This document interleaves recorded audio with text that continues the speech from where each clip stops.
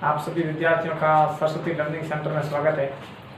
और अपन जो है अभी कक्षा 9 का तीसरा पाठ पढ़ रहे हैं, परमाणु अणु। पिछले सेशन में हमने कुछ चीज़ें समझी थी, अपन उस बात को अपन आगे बढ़ाते हैं और अपन आज पढ़ते हैं। पिछले सेशन में हमने पढ़ा था अणु क्या है और परमाणुता क्या होती है और अणु कितने प्रकार के होते हैं, वो सब चीज़ें हमने पढ़ ली थी, समझ ली थी। और मैं आशा करता हूँ आपने वो सब मैटर तैयार भी कर दिया होगा, क्योंकि ये जो 9th कक्षा की जो साइंस है, इसका अपन कह सकते हैं कि 10th के अंदर समझ लीजिए 50 से 60% हिस्सा है वो आने वाला है। इसलिए अभी से अपन कवर कर लेते हैं। तो कुछ बहुत सारे कंसेप्ट यदि यहाँ से क्लियर हैं तो अपन 10th क्लास में आगे जा करके अच्छा कर सकते हैं। तो अपन पढ़ रहे हैं, तीसरा पाठ है अणु और परमाणु।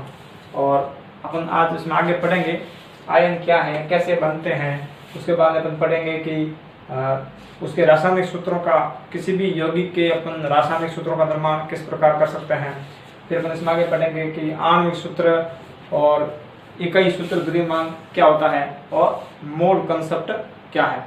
देखो, अपन जानते हैं कि जो कोई भी परमाणु होता है, चाहे वो गैस का हो या फिर ठोस का हो, उसका जो आवेश होता है वो फिक्स होता है। और अपन कह सकते हैं वह न्यूट्रल आवेश में यानी उदासीन रूप में होता है, यानी उसके ऊपर ना तो प्लस चार्ज होता है न ही माइनस चार्ज होता है। अपन एक छोटा सा उदाहरण से अपन बात की शुरुआत करते हैं कि आयन क्या होता है। देखो, अपन उदाहरण ये है कि मान लीजिए ये जो है हाइड्रोजन का परमाणु है, और यदि आप जो है कक्षा 10 का जो अपन पाठ जो है वो 7वां पाठ है, उस 7वें पाठ में देखेंगे कि एक आवर्त सारणी बनी हुई है, उसमें 118 तत्व हैं। और यदि अपन हाइड्रोजन की बात करें तो हाइड्रोजन जो है वो क्रमांक 1 पर बैठा हुआ है। इसका मतलब परमाणु क्रमांक उसका 1 है।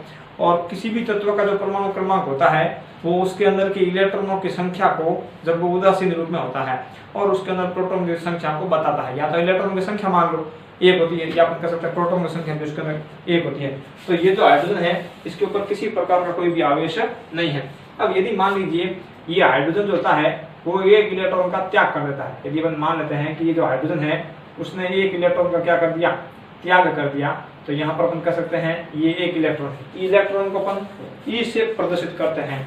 ये ई का मतलब होता है इलेक्ट्रॉन। पर चूंकि इलेक्ट्रॉन पर जो आवेश होता है वो माइनस आवेश होता है, इसलिए इसके ऊपर जो है वो माइनस चार्ज को लगाया जाता है। तो अपन इसको कह सकते हैं इलेक्ट्रॉन। ये इलेक्ट्रॉन है जो माइनस चार्ज को प्रदर्शित करता है। अब यदि ये हाइड्रोजन 1 इलेक्ट्रॉन को त्यागता है तो इसके अंदर से इलेक्ट्रॉन तो चला गया, और हमने उस समय में बात की थी जब यह आवेश रहित होता है, न तो इसके ऊपर प्लस चार्ज होता है न इसके ऊपर माइनस चार्ज होता है, तो इसके अंदर जो इलेक्ट्रॉन की संख्या होती है वो होती है 1, और प्रोटॉन की जो संख्या होती है उसको प्रोटॉन को P से प्रदर्शित करते हैं और वो भी होती है 1। यानी इसके अंदर इलेक्ट्रॉन और प्रोटॉन दोनों क्या होते हैं, 1-1 होते हैं। इसीलिए ये 1-1 इलेक्ट्रॉन और प्रोटॉन अपने अपने आवेश को क्या कर देते हैं, बैलेंस कर देते हैं, बराबर कर देते हैं। इसलिए उदासीन हाइड्रोजन परमाणु पर किसी प्रकार का आवेश पाया नहीं जाता। लेकिन यदि इस हाइड्रोजन है 1 इलेक्ट्रॉन त्याग कर दिया तो इसके ऊपर जो है 1 इलेक्ट्रॉन की कमी हो गई। और अपन जानते हैं जब इलेक्ट्रॉन की कमी हो जाती है, ये इलेक्ट्रॉन यदि गायब हो जाता है तो यहाँ पर शेष क्या बचता है, प्रोटॉन बचता है। और अपन जानते हैं कि प्रोटॉन पर आवेश कैसा होता है, प्लस आवेश होता है। इसलिए इस हाइड्रोजन के परमाणु के ऊपर कैसा आवेश आ गया, प्लस आवेश आ गया। तो अपन कह सकते हैं कि एक अपन इसकी उल्टी बात शुरू करते हैं। मान लीजिए इसी हाइड्रोजन ने जो है वो 1 इलेक्ट्रॉन ग्रहण कर दिया। ये इस रूप में 1 इलेक्ट्रॉन को क्या कर दिया, इसने ग्रहण कर दिया। अब देखिए, पहली जो अवस्था थी इसकी, उसके पास में जो इलेक्ट्रॉन थे वो था 1, और प्रोटॉन जो था, इलेक्ट्रॉन की जो संख्या थी वो थी 1, और जो प्रोटॉन की संख्या थी वो प्रोटॉन की संख्या भी कितनी थी, 1।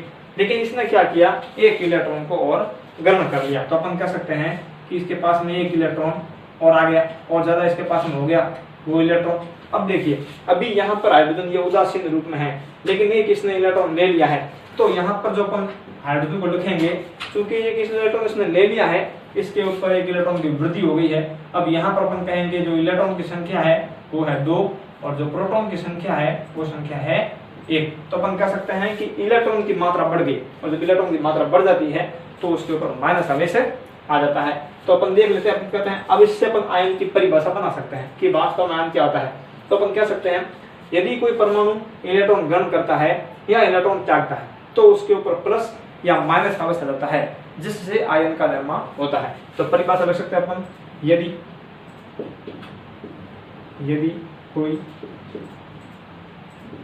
कोई उदासीन का मतलब होता है उसके ऊपर पहले किसी प्रकार का चार्ज नहीं होता है। यदि कोई उदासीन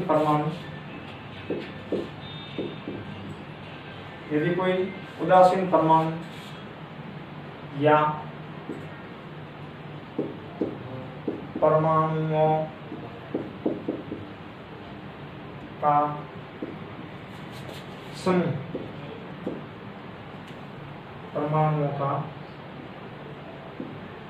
समूह या अणु इलेक्ट्रॉन त्यागता है या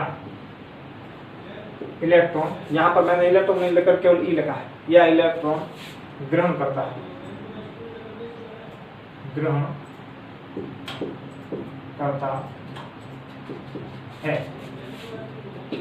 तो उस पर धनात्मक या ऋणात्मक आवेश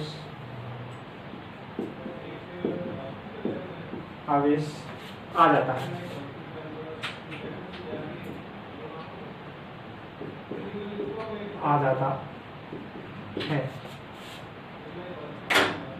जिससे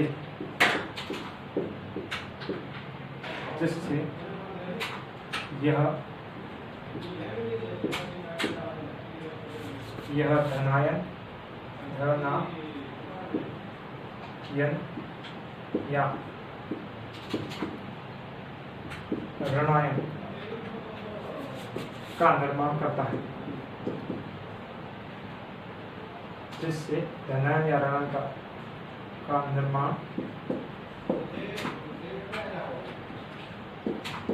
करता है। मतलब यह खुद ही या तो धनायन बदल जाएगा या फिर ऋणायन में बदल जाएगा।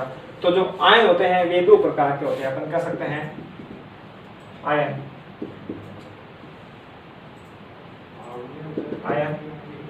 दो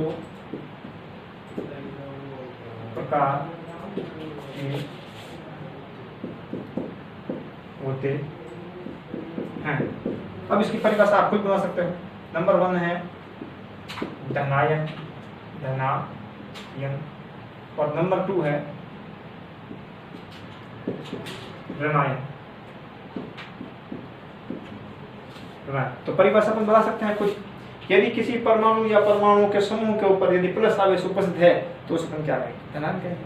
और यदि किसी परमाणु या परमाणु के समूह के ऊपर ऋणात्मक आवेश उपस्थित है, माइनस आवेश उपस्थित है, तब उनको ऋणायन कहा जाता है। उदाहरण रूप में अपन लिख सकते हैं, देखिए जैसे ये अपन कह सकते हैं Na+, Ca2+, Mg2+, Al3+, ये सभी क्या है, ये करना है।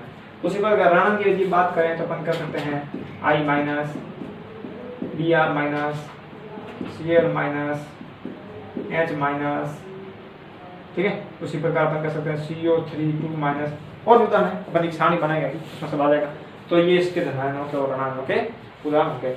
तो हमने जो है आयन की परिभाषा पढ़ ली, आयन के प्रकार पढ़ लिए। अगला अपन टॉपिक शुरू करते हैं रासायनिक सूत्रों का निर्माण किस प्रकार होता है। लेकिन रासायनिक सूत्रों का निर्माण करने से पहले अपन को जो है वो सारणी बनानी है, और वो सारणी अपनी किताब के अंदर दे रखी है, ठीक है। तो उस सारणी के कुछ जो है धनायन और ऋणायन मैं यहाँ बताता हूँ, और बाकी जो है वो आपको 5-6 बार रफ कॉपी में लिख करके, फेयर कॉपी में तो एक बार लिखना है आज का ग्रह कर डाल के। और वो सारणी बड़ी इंपॉर्टेंट है। आप जब क्लास 10th में जाओगे तो क्लास 10th के जो शुरुआती 4 पार्ट है बहुत इंपॉर्टेंट है, क्योंकि बुक बदल जाएगी। अभी आप जो पढ़ रहे हो क्लास 9th की जो है NCERT की बुक पढ़ रहे हो, और अगले साल जब आप 10th में जाओगे तो आपकी अब जो है वो NCERT की नई बुक लग जाएगी, और उस बुक के अंदर जो शुरुआती जो 4-5 पार्ट दे रखे हैं वो सभी केमिस्ट्री के पार्ट है, रसायन विज्ञान के पार्ट है। और यदि ये जो सारणी है अभी अपन कक्षा 9th की तीसरे पार्ट की जो सारणी है बता रहा हूँ आपको, वो सारणी यदि आपने याद करी तो बहुत सारी अभिक्रियाएं जो है वो आप खुद बना करके समझा सकते हैं। तो अपने को सारणी बनानी है, मैं थोड़ी सी इसको आपके सामने प्रदर्शित कर रहा हूँ, तो और आपको कप में वो फेर करके बनानी है। तो अभी मैं इसको रफ कर रहा हूँ, आपने उतार दिया होगा।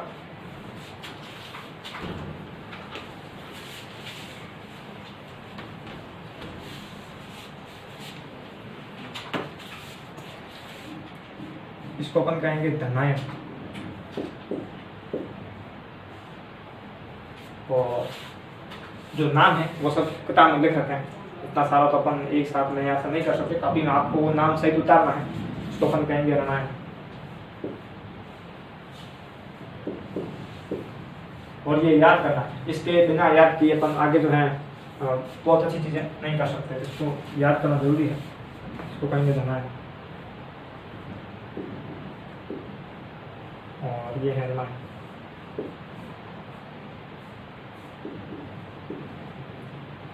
देखो पहले बात करते हैं कि एक परमाणु धनायन कौन से हैं। तो देखो एक धनावेश युक्त धनायन कौन सा है, तो उसमें एक धनावेश युक्त जो धनायन है वो हो जाएंगे अपने Na plus K plus Cu plus और Na plus K plus Cu plus, ये जो सभी हैं ये सभी एक धात्विक जो है वो धनायन है। उसी प्रकार यहाँ पर यदि दो की बात करें, ये नंबर 1 हो गया, और नंबर 2 की यदि बात करें तो अपन यहाँ पर हो जाएगा Ca2 प्लस, दोनों में अंतर है, ये कॉपर का है Cu प्लस और Ca कैल्शियम का है, तो Ca प्लस यहाँ हो जाएगा Fe2 प्लस, यहाँ हो जाएगा Cu2 प्लस। इसकी अपन जो संयोजकता है वो संयोजकता को यानी एक इलेक्ट्रॉन त्यागता है, यानी संयोजकता का परिभाषा अपन पढ़ेंगे, उसमें आगे अगले पाठ में आने वाली है। तो अपन कहेंगे किसी भी परमाणु द्वारा इलेक्ट्रॉनों को त्यागना या ग्रहण करना या साझा करने की जो क्रिया है वो उसकी जितने इलेक्ट्रॉन काम आते हैं वो उसकी संयोजकता कहलाती है। तो ये यहाँ पर अपन देखेंगे इसकी संयोजकता जो है वो 2 है, और यहाँ पर Fe2 प्लस Ca2 प्लस हो गया, Mg2 प्लस हो जाएगा, यहाँ पर Mg2 प्लस है। उसी प्रकार यदि अपन तीन नंबर में लिखें तो अपन कह सकते हैं यहाँ पर हो जाएगा आपके Fe3 प्लस और Al3 प्लस। इसकी जो संयोजकता है Fe की यहाँ पर वो 3 है। तो इस प्रकार ये हो गया। अब अपन यदि ऋणायन की बात करें तो ऋणायन में ये तो सभी धातुएं हैं, और ऋणायन अधिकतर जो है वो अधातु बनाती है, अपवाद में हाइड्रोजन एक और है। तो यहाँ पर ये H है, तो H प्लस अपन यदि अपन बात करें कि ये जो धात्विक है, धात्विक में तो यहाँ पर ये H प्लस अपन ले सकते हैं, यहाँ पर ये ऋणायन में H प्लस बना सकता है। ऋणायन में यदि अपन बात करें तो ऋणायन में अपन बात कर सकते हैं कि H माइनस है और F माइनस है। देखो यहाँ पर F का मतलब फ्लोरीन है, लेकिन यहाँ पर Fe का मतलब फेरम यानी लोहा है, और F माइनस हो गया, Cl माइनस हो गया, Br माइनस हो गया, आयोडीन माइनस हो जाएगा। ठीक है, उसी प्रकार ये सभी जो हैं वो सभी क्या हैं, ये ऋणात्मक है। उसी प्रकार यदि अपन बात करें कि OH माइनस है, इसको हाइड्रेट के नाम से जाना जाता है, तो ये सभी एक प्रकार के हो गए, सभी एक प्रकार की ऋणात्मक संयोजकता प्रदर्शित करते हैं। और यदि यहाँ पर 2 नंबर की बात करें तो O2 माइनस हो जाएगा, यहाँ पर H2 माइनस हो जाएगा, इसको बोलते हैं ऑक्साइड, इसको बोलते हैं सल्फाइड। और यदि अपन 3 नंबर की बात करें तो यहाँ पर जो है वो 3 नंबर हो जाएगा अपने ये N3 माइनस। ठीक है, तो ये इसी प्रकार जो है ये संयोजकता प्रदर्शित करते हैं। यदि अपन बहु परमाणु की बात करें, ये सभी जो है ये सभी एक ये बहु परमाणु, हाँ इस साइड में आ जाएगा, ये बहु परमाणु जो है वो इस साइड में आ जाएगा, होता है एक रण है ये बहु परमाणु, बहु परमाणु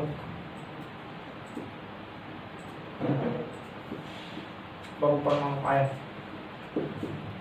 बहु परमाणु आयन में यहाँ पर हो जाएगा NH4 प्लस है, यहाँ पर OH माइनस है, उसी प्रकार CO3 2 माइनस है, SO4 2 माइनस है, SO3 यहाँ पर 2 माइनस है। ठीक है, और उसी प्रकार यहाँ पर हो जाएगा PO4 3 माइनस है। तो इस प्रकार ये बहु परमाणु आयन कहलाते हैं। अब अपन सूत्र किस प्रकार लिखते हैं, तो अपन बुक के उदाहरण से अपन शुरुआत करते हैं। देखो बुक में जो है वो उदाहरण रखा है। सूत्र की शुरुआत करने से पहले अपने को कुछ जो है वो नियम ध्यान रखना है। नियम ध्यान में ये रखना है कि सबसे पहले धनात्मक जो आयन होता है उसका नाम पढ़ना होता है। अपन जानते हैं कि जो धनात्मक आयन होता है वो अधिकतर धातु में होती है, तो धातु का पूरा नाम लिखा जाता है, जैसे सोडियम है, पोटेशियम है, ठीक है, मैग्नीशियम है, कैल्शियम है। तो इस प्रकार जो है कॉपर है, फेरम है, तो ये इन सभी का जो धातुओं का जो नाम होता है वो उसका पूरा नाम लिखा होता है। लेकिन जो ऋणात्मक तत्व लिखते हैं उन ऋणात्मक तत्वों के पीछे क्लोराइड, आइड है, एट है, आइट है, इस प्रकार के जो है वो शब्द लगाया जाता है। और भी इसमें शब्द है, जैसे ये नाइट्राइट है, नाइट्रेट है, इस प्रकार ये यहाँ पर काम में आते हैं। अपन इसमें जो कुछ नियम है वो अपन जो है वो नियम ये आप उतारिए, तो अपन आगे शुरू करते हैं इसमें।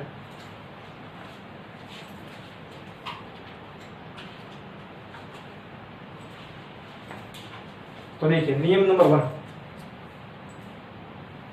ये नियम नंबर 1, धनायन का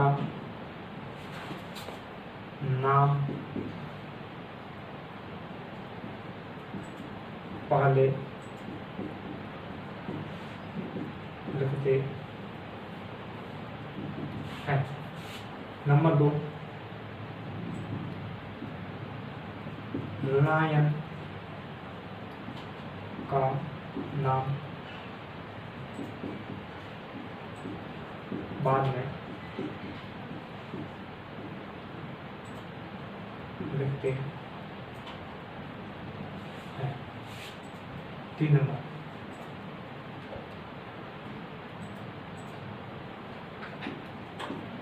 धनायनों व ऋणायनों की संयोजकताएं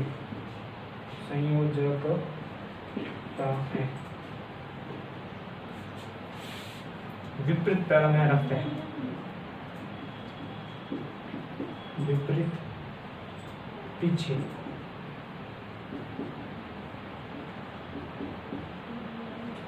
पैर में रखते हैं।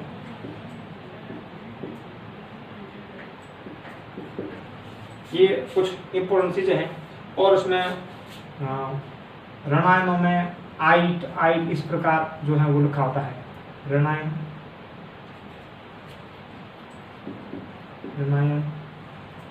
में अंत में आइट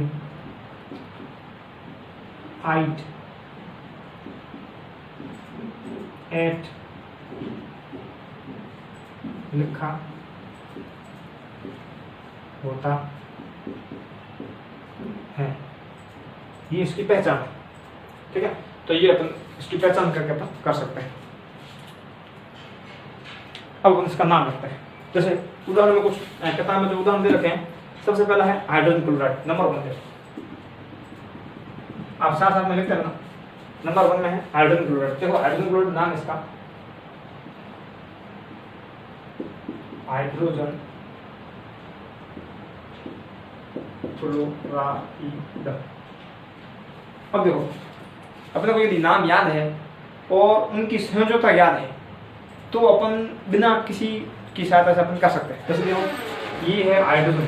अब चूंकि हाइड्रोजन का पूरा नाम है इसलिए वो धनायन है, ठीक है। और अपन यहाँ पर लिखा हुआ है क्लोराइड, तो क्लोराइड में मैंने आपको एक तरीका बता दिया है कि ऋणायन के अंत में आइड एट इस प्रकार का लिखा होता है। तो यहाँ पर अपन हाइड्रोजन की बात करते हैं तो उसके ऊपर क्या आवेश है? प्लस आवेश, और वो 1 के रूप में है। और यहाँ पर जो क्लोराइड है अपन जानते हैं क्लोराइड के ऊपर कैसा आवेश है? माइनस। अब माइनस में 1 लिखो चाहे मतलब उससे कोई फर्क पड़ने वाला नहीं है। तो अपन को क्या करना है, ये एक बार लिख दिया, अब इसके नीचे यहाँ पर वापस एक बार H और यहाँ पर इसके नीचे एक बार Cl। अब देखो क्या करना है, ये जो हाइड्रोजन की संयोजकता है उसको क्लोरीन के पैर में पीछे रखनी है। यहाँ पर मैंने आपको नियम में लिखा दिया है कि जो हाइड्रोजन की संयोजकता है उसको क्लोरीन के पैर में पीछे रखनी है, और जो क्लोरीन की संयोजकता है उसको हाइड्रोजन के पैर में पीछे रखनी है। तो यहाँ पर अपन इसको ऐसा कर सकते हैं कि हाइड्रोजन की संयोजकता क्लोरीन के पैर में यहाँ आ जाएगी और क्लोरीन की संयोजकता हाइड्रोजन के पैर में यहाँ आ जाएगी। ये दूसरा स्टेप हो गया। पहला स्टेप अपने को नाम लिखना है, उसकी संयोजकता लिखनी है जो अपने को याद करनी है। और जो दूसरा स्टेप है वो दूसरा स्टेप वापस इनके बिना संयोजकता के लिखना है और संयोजकता उनकी उनके पैरों में रख देनी है, लेकिन प्लस माइनस लगाना नहीं है। अब देखिए यदि दोनों संयोजकताएं कॉमन है, एक एक है, तो इनको लिखने नहीं है और तीसरे चरण में इन दोनों को पास पास में लिख करके H ये लिख देना है, ये बन गया। अब ये हाइड्रोजन क्लोराइड का सूत्र है। 3 चरण अपने को ध्यान रखना है। सबसे पहले चरण में संयोजकता नंबर 1, पहले स्टेप में संयोजकता। नंबर 2 स्टेप में बिना संयोजकता के केवल परमाणुओं का प्रतीक लिखना है, सिंबल लिखना है। और जो तीसरा जो चरण होता है उस तीसरे चरण में उसका सूत्र लिखना है। यदि संयोजकताएं कॉमन होती है या किसी की संयोजकता एक आती है तो उसको लिखने की आवश्यकता नहीं है। तो देखिए यहाँ पर दूसरा अपन सूत्र देखते हैं, ये नंबर 2 अपनी बुक में नाम लिख रखा है हाइड्रोजन सल्फाइड। देखो तो यहाँ पर है, इसका नाम है हाइड्रोजन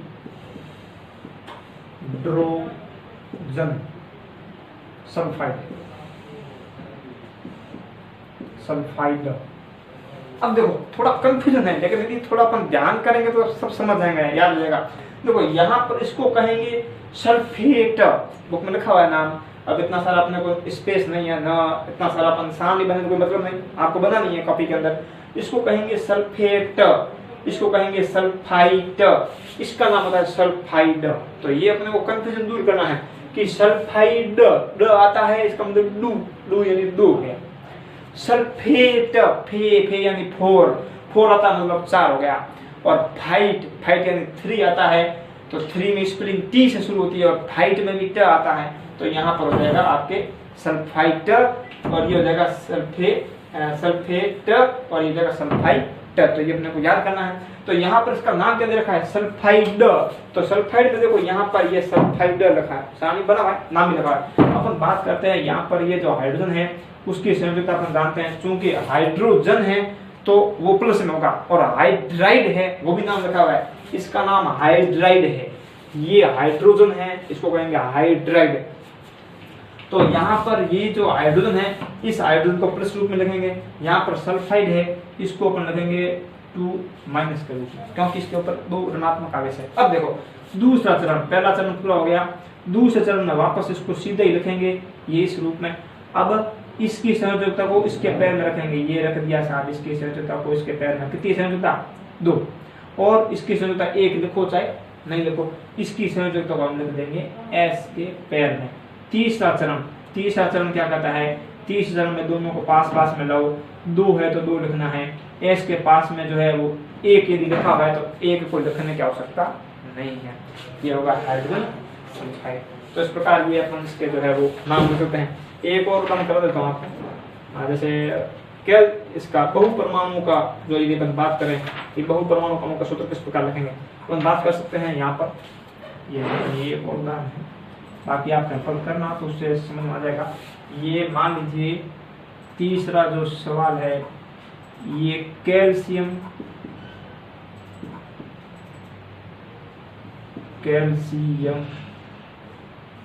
ऑक्साइड,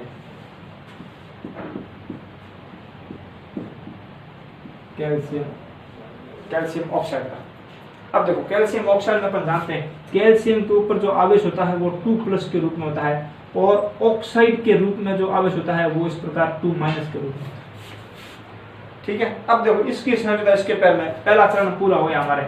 अब दूसरा चरण क्या कहता है, दूसरे चरण में वापस लिखेंगे Ca और वापस लिखेंगे O, आवेश लिखने की आवश्यकता नहीं है। अब देखो ऑक्सीजन का जो संयोजकता है वो कैल्शियम के पैर में, और कैल्शियम की संयोजकता है वो ऑक्सीजन के पैर में, और तीसरे चरण में दोनों को पास पास में, यहाँ शायद दिखेगा नहीं आपको, मैं यहाँ रख रहा हूँ सामने, तो यहाँ पर हो जाएगा Ca2 और O भी 2। चूंकि दोनों में 2 कॉमन आ रहा है इसलिए इनको लिखने की आवश्यकता नहीं है। इसको अपन इस रूप में लिख सकते हैं CaO, कैल्शियम ऑक्साइड।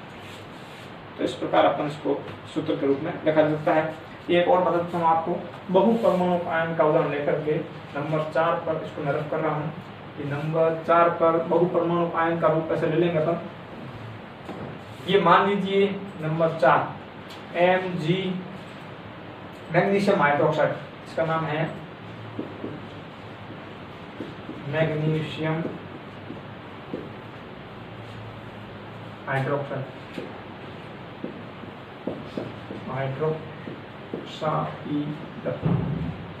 ये बहुत इंपॉर्टेंट चीज है। देखो मैग्नीशियम का अपन जानते हैं सूत्र जो लिखा होता है वो 2+ ये एनायन है, और हाइड्रोक्साइड लिखा होता है OH- के रूप में। अब देखिए यहाँ पर चूंकि इसके ऊपर दोनों संयुक्त परमाणु के ऊपर एक चार्ज है, एक आवेश का चार्ज है, ऋणात्मक चार्ज है, इसके ऊपर एक 2+ का चार्ज है, तो वापस लिखेंगे अपन Mg और लिखेंगे वापस यहाँ पर OH। तो OH की संयोजकता को Mg के पैर में एक है तो लिखने की आवश्यकता नहीं है, और यहाँ पर ये जो 2 है, यहाँ बात ध्यान करनी है, इंपॉर्टेंट चीज ये है कि ये जो 2 है, ये 2 यदि केवल हाइड्रोजन के पैर में लगाया तो ऑक्सीजन को कुछ नहीं मिलने वाला है। चूंकि इन दोनों को संयुक्त रूप से लिखना है तो इन दोनों को अपन तीसरे चरण में कोष्टक में लिखेंगे। ये है आपके तीसरे चरण में वापस लिखेंगे Mg, एक लिखने की आवश्यकता नहीं है, और यहाँ पर जो 2 लिखेंगे वो इसको करेंगे कोष्टक में पैक, और पैक करने के बाद में ये 2 बाहर लगाएंगे, तो यहाँ बन जाएगा मैग्नीशियम हाइड्रोक्साइड। इसको जो अपने मेडिकल की भाषा में मिल्क ऑफ मैग्नीशिया कहा जाता है। बहुत इंपॉर्टेंट रसायन है, इसका नाम होता है milk of magnesia. Milk of magnesia ये बहुत इंपॉर्टेंट चीज है। यदि पेट में गड़बड़ी है और भोजन पच नहीं रहा है, या आप बहुत हलवा वगैरह खा के आए हो, गरिष्ठ भोजन, या बहुत खट्टी चीजें खा के आए हो, पानी पता से इस प्रकार बहुत सारे ऐसे खट्टे चरके पदार्थ बहुत खा के आए हो, पेट में बहुत सारी जलन है, तो ये 60-70 रुपए की बोतल मिलती है, लाकर घर में रख देनी चाहिए। और इसको एक ढक्कन उस समय लेने पर जो पेट में खट्टी डकारें और इस प्रकार आती है वो सभी क्या जाती है, पेट की जलन है वो सब शांत जाती है, तो उसको मिल्क ऑफ मैग्नीशिया कहा जाता है, और केमिस्ट्री में भाषा में इसको मैग्नीशियम हाइड्रोक्साइड के नाम से जानते हैं। तो अभी हमने ये उदाहरण किए। अभी इसके पीछे ब्लू कलर में कुछ प्रश्न लिखे हुए हैं, उसको आपको मिलान करना है, और किताब के पीछे जो एक चौथा सवाल भी है उस सवाल को भी अपन इसको इसकी सहायता से हल करना है। अगले सेशन में अपन जो है वो एक नई बात शुरू करेंगे। धन्यवाद। यदि आपको लगता है कि अपनी स्कूल बढ़िया प्रयास कर रही है और शिक्षा के क्षेत्र में अपन हेल्प कर रही है, हमारे पढ़ने में पढ़ाई को अनवरत बनाए रख रही है, तो अपने जो टीचर्स हैं, स्कूल है, उनके जो द्वारा ये जो वीडियो बने जा रहे हैं, इन वीडियो को आगे शेयर करें, ताकि जो बच्चे स्कूल नहीं जा पा रहे हैं, चाहे वो कोई भी हो, गवर्नमेंट स्कूल के जो भी हैं, उन सभी को जो है इसकी हेल्प मिल सके। धन्यवाद।